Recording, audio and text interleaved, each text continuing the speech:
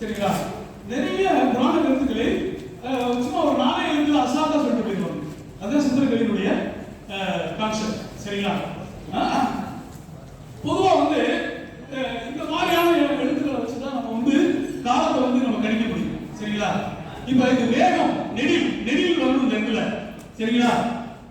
நெடில் வந்து வரணும், வர இடத்துல குறில் வந்திருக்கு. சரிங்களா?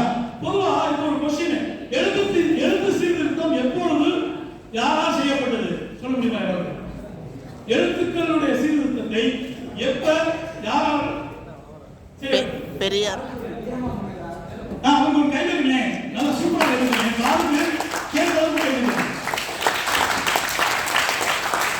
ஐயா வாழ்த்துக்கள், எழுதி உங்களுக்கு பெருமையத்திற்கும் பொறுமை உங்களுக்கு முன்னாலே போட்டு வாழ்த்துக்கள் வளர்ந்து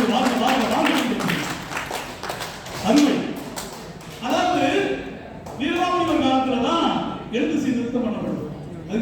அதுக்குள்ளே தந்தை பெரியார் காலத்திலையும் எழுத்து சீர்திருத்தம் செய்யப்பட்டது. சரிங்களா? அப்ப இதுல இருந்து என்ன கான்செப்ட் பாருங்க, வீரராமலிங்க காலத்துக்கு முந்தையது கொஞ்சம் முன்னாடி கொண்டு போதா, அதுதான் என்னுடைய கான்செப்ட். சரிங்களா? இப்ப தயவு செய்து நான் வாசிக்கிற போது நீங்க ஸ்டூடெண்ட்ஸ் தான், நான் வந்து அறிஞர்களை சொல்லல, ஆசிரியர்களை சொல்லல, எனக்கு முன்னோர்களை நான் சொல்லல, எனக்கு கொஞ்சம் ஸ்டூடெண்ட்ஸ் ஒத்துழைப்பு கொஞ்சம் வேணும். ஏன்னா எந்த அளவுக்கு ஸ்டூடெண்ட்ஸ் ஒத்துழைப்பு கொடுக்குறீங்களோ அந்த அளவுக்கு நல்லா கொண்டு போகலாம் கிளாஸ். சரிங்களா? இப்ப நான் வாசிப்பேன். எப்படி வாசிக்கணும்னா பாருங்களேன், நினைச்சுக்கீங்க. சரிங்களா? அப்ப கவிதை சொல்ற போது புரியும். பாத்தீங்களா? பாருங்க, நீல காளி கணாயணி, மறுபடியும் கவனிங்க, நீல காளி கணாயணி. சரிங்களா? போயிட்டு மறுபடியும் இன்வெஸ்ட் அப்படியே வரும். நீ எனாமலை வேகனி, நீ எனாமலை வேகனி. புரியுதா? அதுக்கு மறுபடியும் இன்வெஸ்ட், நீங்க வேதனும் ஆகினி, நீங்க வேதனும் ஆகினி, நீங்கிமா கரிகாலனி, நீங்கிமா கரிகாலனி. சரிங்களா? புரியுதா?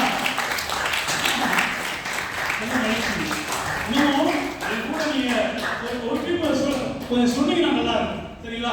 ஏன்னா இந்த சித்திர கவிதையுடைய இது என்ன கேட்டீங்கன்னா, சொல்லதான் வரும், படிக்க தான் வரும், பாட தான் வரும். சரிங்களா? இப்ப அந்த மனமொழியில் பாடுறது என்பது நம்ம மனசு விட்டு ஓங்கி சொல்ற போதுதான் தெரியும். சரிங்களா? ஒரே ஒரு டைம் மட்டும் சொல்லிட்டு நம்ம போயிடுவோம். நீல காளி கணாயணி, நீல காளி கணாயணி. சொல்லலாம், கூச்சப்படாதீங்க, பயப்படாதீங்க. சரியா? பாரதியார் சொன்ன மாதிரி ஐயப்பட்டு பயமில்லை மனமே, ஜென்மத்திலே விடுதலை உண்டு, நிலை உண்டு, பயப்பட்டு பயமில்லை கட்டுகிறாரே.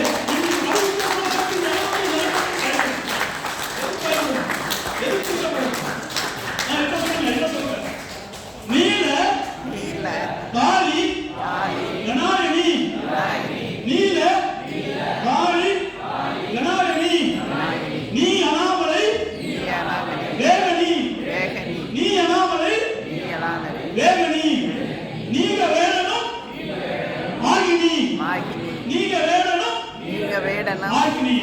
அவ்வளவுதான் சார், அவ்வளவுதான். இதுக்கு விளக்கம் சொன்னோம்னா கற்றல் முடிஞ்சுங்க சார். இதுக்கு விளக்கம் சொன்னோம்னா கற்றல் முடிஞ்சுங்க சார். சரிங்களா? சரி, அடுத்து இப்ப எங்கேயாவது சித்திரங்கள்ல வந்து இப்படி இருக்கிற போது நீங்க பார்த்து படிச்சிருக்கீங்களா? என்ன ஒத்துமையை கை காட்டு. சரி கவனிங்க.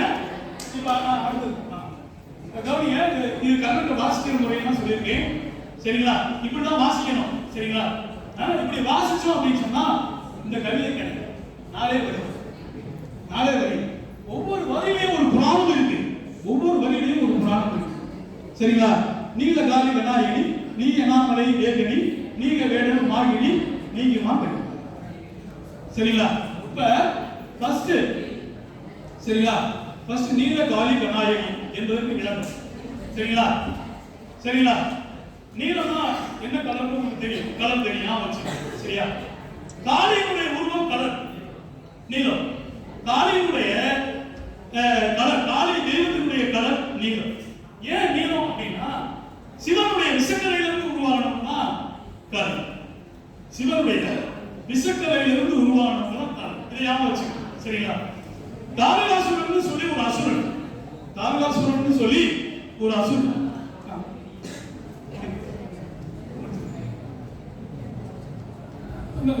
சொல்லி முடிச்சுக்குவோம். சரிங்களா? ரைட். நீல காரி கனாய், அதாவது கனல், கனல்னா நெருப்பு, கனல்னா நெருப்பு. சரிங்களா? தாரகாசுரன் ஒரு அசுரன் என்ன செய்யறான்? தேவர்களா ரொம்ப ரொம்ப நாசம் கொடுக்குறான், தொல்லை கொடுக்குறான். சரிங்களா?